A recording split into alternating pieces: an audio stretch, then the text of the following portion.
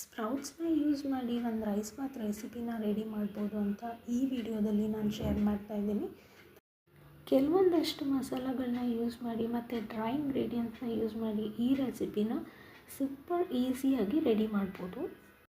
ನಾನು ಇದನ್ನು ಕುಕ್ಕರಲ್ಲಿ ಮಾಡ್ತಾಯಿದ್ದೀನಿ. ಮೊದಲಿಗೆ ಸ್ವಲ್ಪ ಎಣ್ಣೆ, ಜೀರಿಗೆ, ಚಕ್ಕೆ, ಲವಂಗ ಅದು ಒಂದು 2 ನಿಮಿಷ ಫ್ರೈ ಆದಮೇಲೆ ಆನಿಯನ್ನ ಹಾಕ್ಕೊಳ್ಳಿ.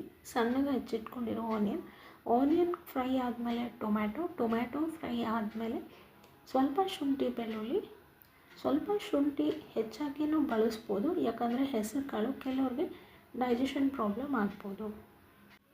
ಟೊಮ್ಯಾಟೊ ಚೆನ್ನಾಗಿ ಫ್ರೈ ಆದಮೇಲೆ ಹೆಸರು ಕಾಳನ್ನ ನಾನಿಲ್ಲಿ 1 ಕಪ್ಪಷ್ಟು ಹೆಸರು ಕಾಳನ್ನ ಬಳಸಿದ್ದೀನಿ.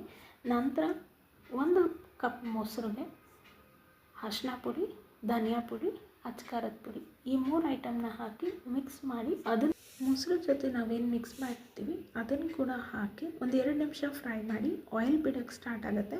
ಅದಾದಮೇಲೆ ಮೆಷರ್ ಮಾಡಿ ಇಟ್ಕೊಂಡಿರೋಂಥ ನೀರು, ಅಕ್ಕಿನ ಸೇರಿಸಿ ಉಪ್ಪನ್ನ ಹಾಕಿ ಈ ಹಂತದಲ್ಲೇ ಉಪ್ಪು ಮತ್ತು ಖಾರ ರುಚಿಗೆ ಸರಿ ಇದೆಯಾ ಅಂತ ಚೆಕ್ ಮಾಡಿ, ಕಮ್ಮಿ ಇದ್ದರೆ ನೀವು ಸೇರಿಸ್ಕೊಳ್ಬೋದು. ನಾನು ಕ್ಯಾಪ್ ಹಾಕಿ 2 ವಿಷಲ್ ಬರಲಿಕ್ಕೆ ಬಿಡಿ. ನಾನು ಅಕ್ಕಿನ ಅರ್ಧ ಗಂಟೆ ನೆನೆಸಿರೋದ್ರಿಂದ 2 ವಿಷಲ್ಗೆ ಆಫ್ ಮಾಡಿದ್ದೀನಿ, ಹದವಾಗಿ ಬೆಂದಿರುತ್ತೆ. ನಂತರ ಸ್ವಲ್ಪ ಕೊತ್ತಂಬರಿ ಸೊಪ್ಪನ್ನ ಹಾಕಿ ನೀವು ಸರ್ವ್ ಮಾಡ್ಬೋದು.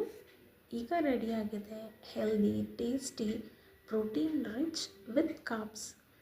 ಸರ್ವ್ ಮಾಡಿ ಟೇಸ್ಟ್ ಹೇಗಿತ್ತು ಅಂತ ಕಮೆಂಟ್ನಲ್ಲಿ ತಿಳಿಸಿ. ನಮ್ಮ ಚಾನಲ್ನ ಸಬ್ಸ್ಕ್ರೈಬ್ ಮಾಡ್ಕೊಳ್ಳಿ ಅಂದರೆ ಸಬ್ಸ್ಕ್ರೈಬ್ ಮಾಡ್ಕೊಳ್ಳಿ. Thank you for watching. We'll be back with another video. Thank you.